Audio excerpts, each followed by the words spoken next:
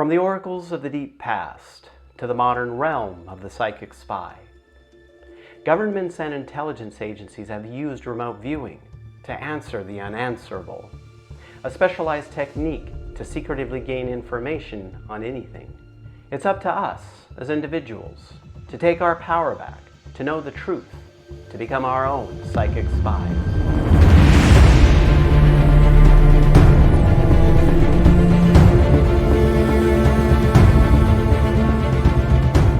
Within Inner Earth lore, there are a few that stand out above the rest. Shambhala, the enlightened land, Admiral Byrd, and the mystery of Operation Highjump. I'm John Vivanco. Welcome to the archives. You know, sometimes the answers you find, they take you in a different direction than the stories that are out there. You know, Shambhala is like this catch-22, this enlightened land that's in a higher dimensional realm inside the earth, which requires a person to go inside themselves first to become enlightened and then to gain entry. Yet it's reflected in being a journey to the interior of the earth to find this enlightened land. You know, Shambhala is really an archetypal story, and if you watched part one, the Roriks, to a degree, well, they were involved in that journey to find a physical location, which ultimately leads to themselves. And if they don't go into themselves, well, they're never going to find it. And now we have Admiral Byrd, and you know, there's no real spiritual aspect to the stories we hear surrounding him, you know, not like Shambhala.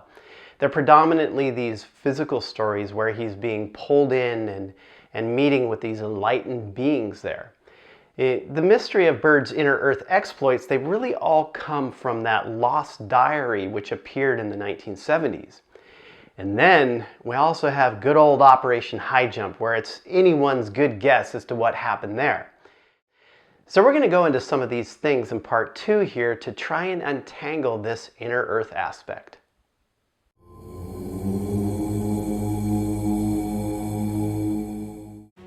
Admiral Richard Byrd was a U.S. naval officer and one of the great explorers of the 20th century. Some of his exploits are contested, like the claim that he was the first to reach the North Pole by air, but he was the first to reach the South Pole by air. His accomplishments, citations, and special commendations are way too many to list here, but to drive home the pure epicness of Byrd, there were ticker tape parades in his honor in New York, and he was only one of 4 American military officers allowed to wear a medal with his image on it. So he could walk around with a medal on his uniform that had his face on it. I mean, I would wear that medal all the time, like on my t-shirt or my hoodie. It wouldn't matter. You know, if you're arguing with your spouse or kids or someone, you can just silently look at them and point to the medal. I got a medal of me on me. You know, as far as legends on the more strange side go, there are basically 2 areas. One is his involvement in what was a military expedition in 1946 to Antarctica called Operation Highjump. The other was his supposed lost diary, which appeared in the 1970s, around 20 years after he had died. You know, this controversial diary had him relating a journey to Inner Earth on one of his expeditions where he met beings there.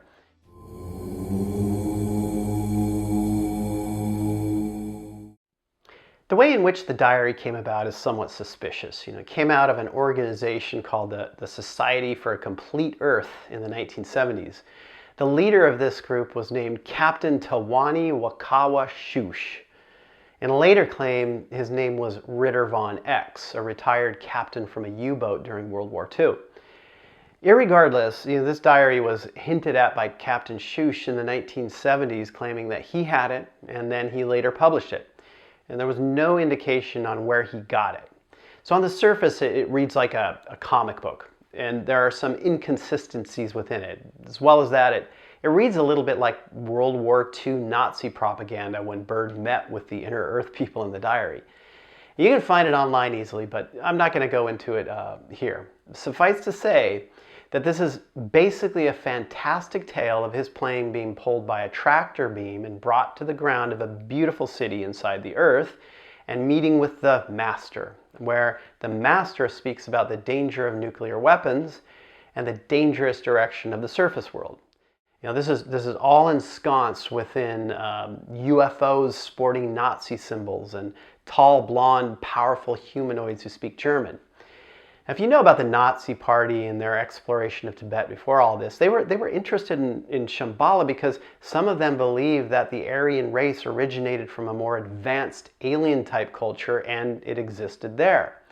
Even the swastika originally comes from Sanskrit and is a symbol of divinity and spirituality. They wanted to prove this link to show people that the Nazis or Aryans were a super race of humans that originally came from Shambhala and Inner Earth.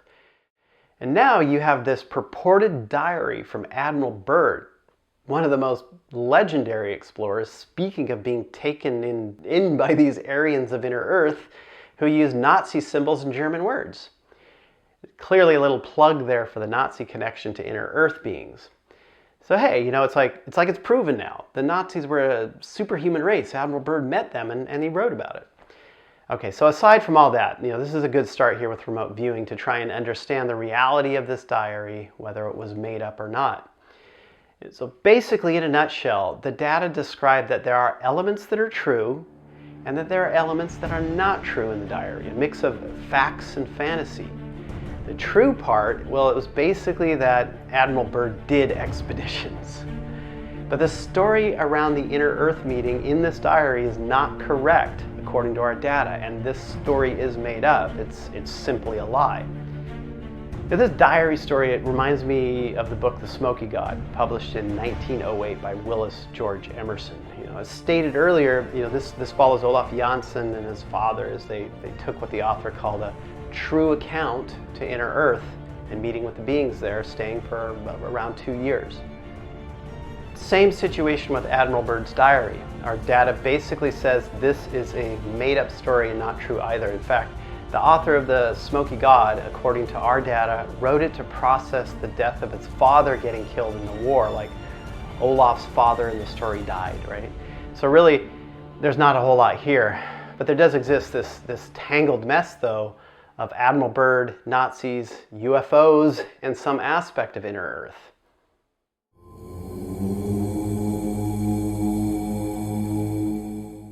In 1946, the United States, just on the heels of de-escalating the war machine for World War II, decided to send 4,700 men, 33 seaplanes, 13 ships, which consisted of aircraft carriers, destroyers, communication ships, supply ships, and icebreakers, to Antarctica.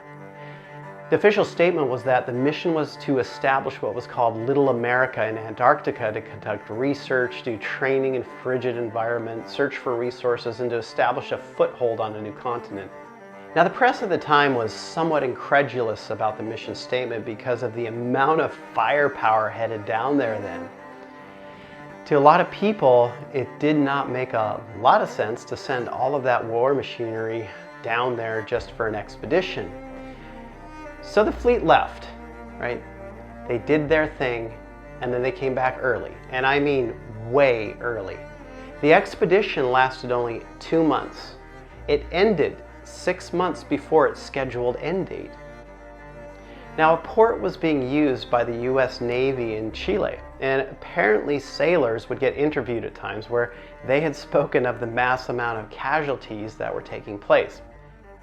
Interestingly enough, Admiral Byrd made a statement to the press there where they translated it as, Admiral Richard E. Byrd warned today that the United States should adopt measures of protection against the possibility of an invasion of the country by flying objects that could fly from pole to pole at incredible speeds. There is an issue with translation here if you do your research, and this statement of flying objects at incredible speeds is heavily disputed. Others claim that it is properly translated as planes flying over the poles to attack the US. But hold tight. While we dig into a couple of aspects surrounding this operation, we're going to find out which translation is going to win here. It was well known that the Nazis had a keen interest in Antarctica. Prior to World War II, they had established a presence there. Admiral Donitz in 1943 made a statement that the German submarine fleet is proud of having built for the Führer, in another part of the world, a Shangri-La land, an impregnable fortress. Even though he did not say where this was, many believe that he was basically referring to New Schwabenland, which was the name given to the territory they took in Antarctica years earlier.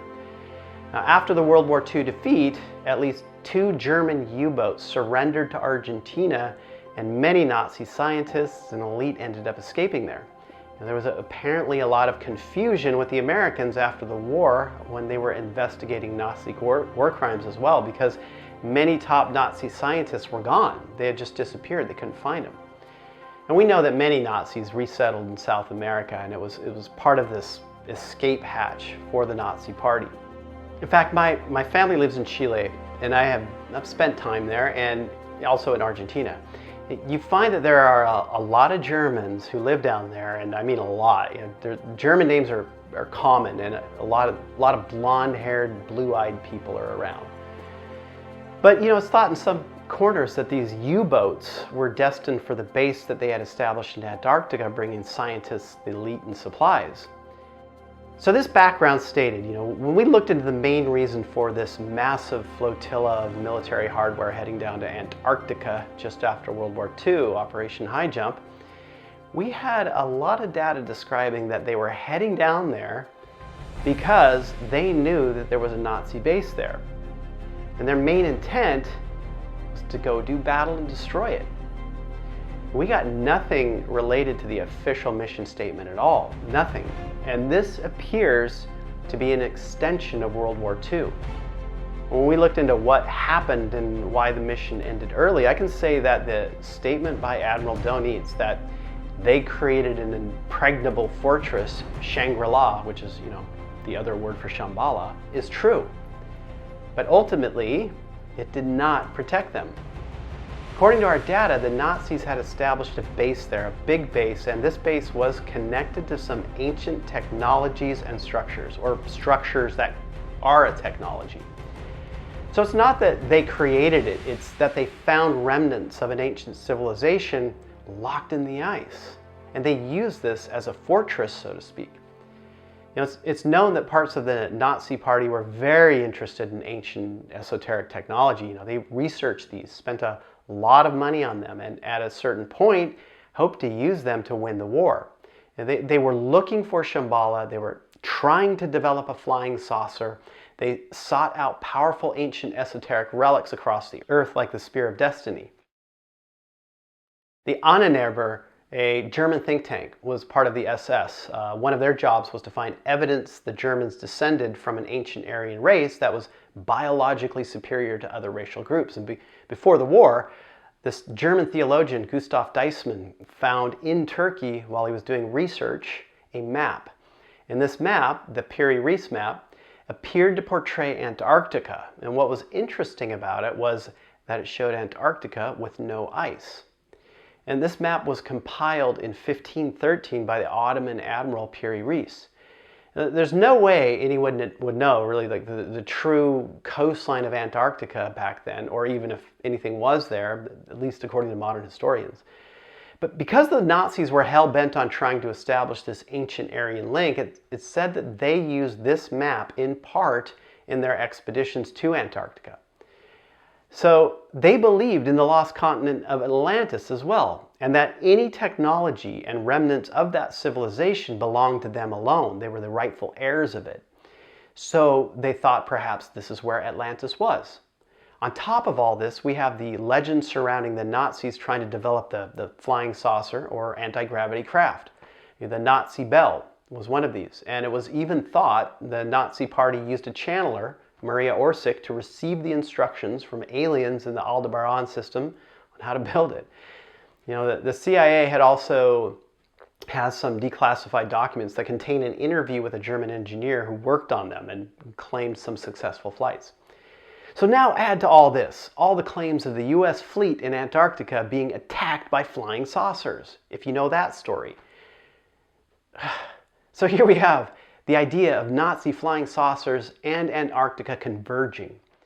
So is it true? Did the Nazi Party do this and even succeed in their endeavors to build a flying saucer? Many think so, and our data on what happened when the fleet of US ships approached Antarctica reveals this.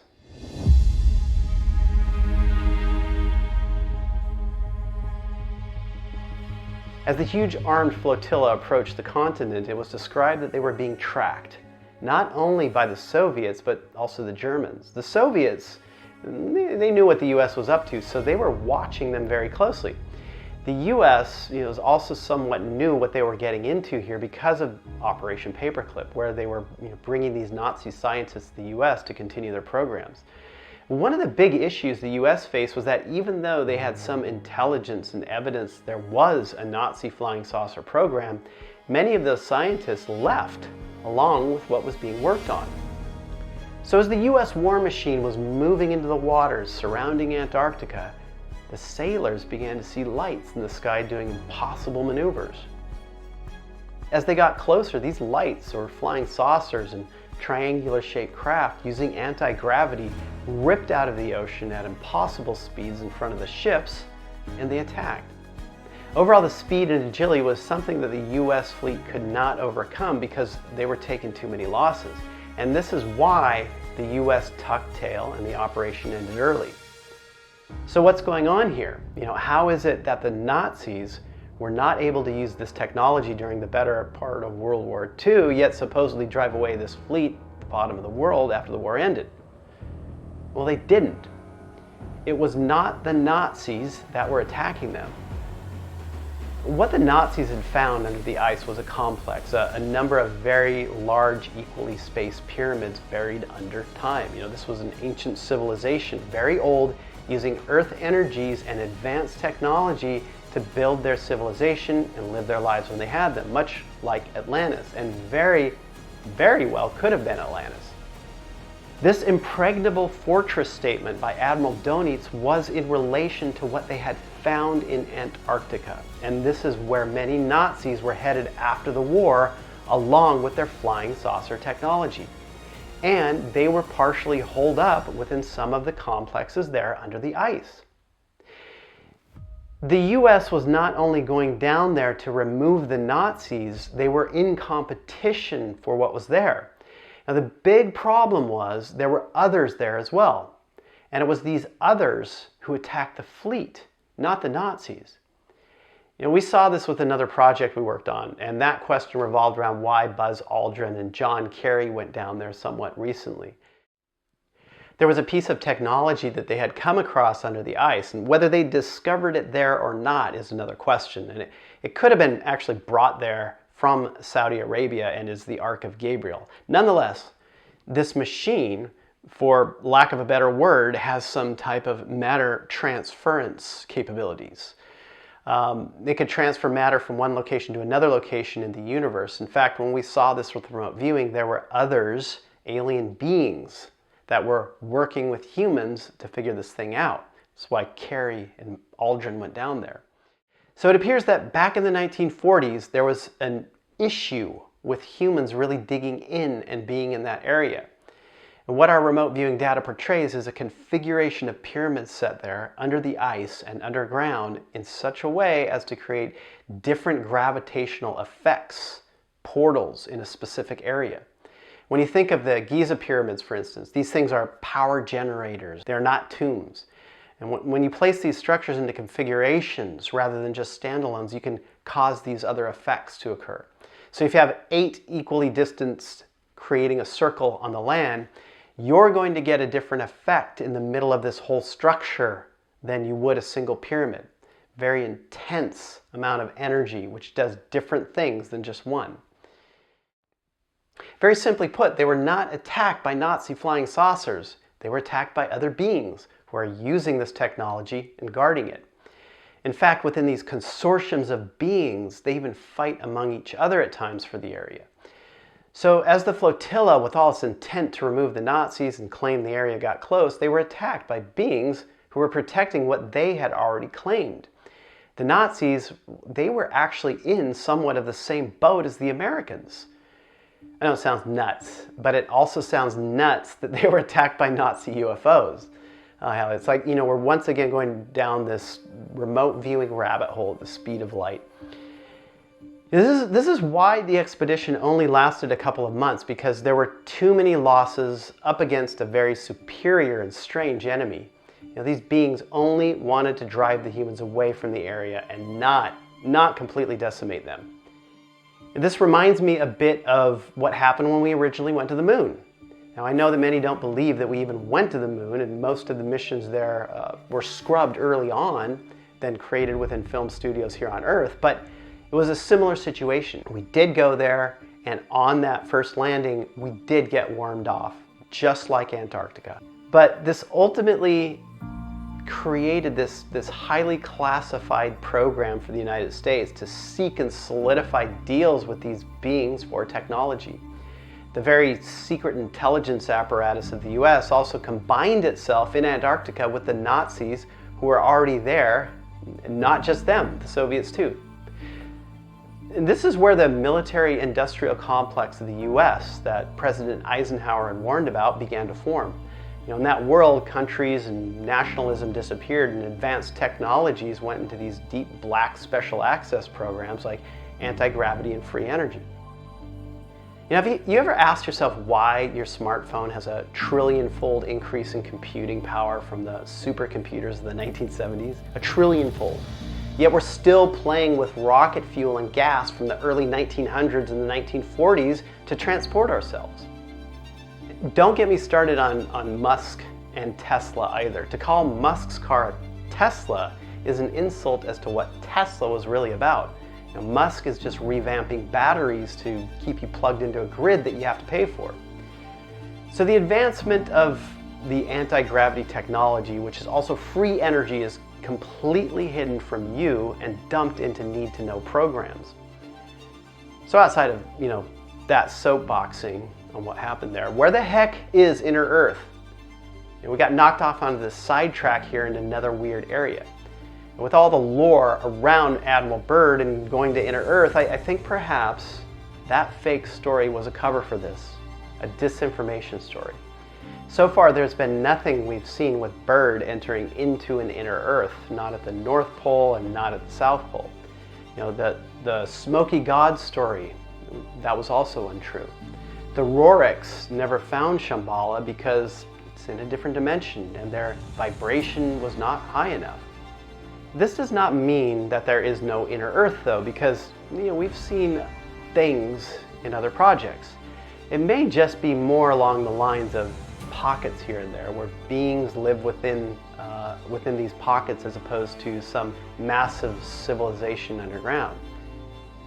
So we're still on the hunt, and we will revisit this amazing subject in a future episode here on this website. In the meantime, if you're interested in seeing more of this type of content right away, I suggest you head over to rise.tv, where you can watch 2 seasons called Chronicles of a Psychic Spy. Until next time.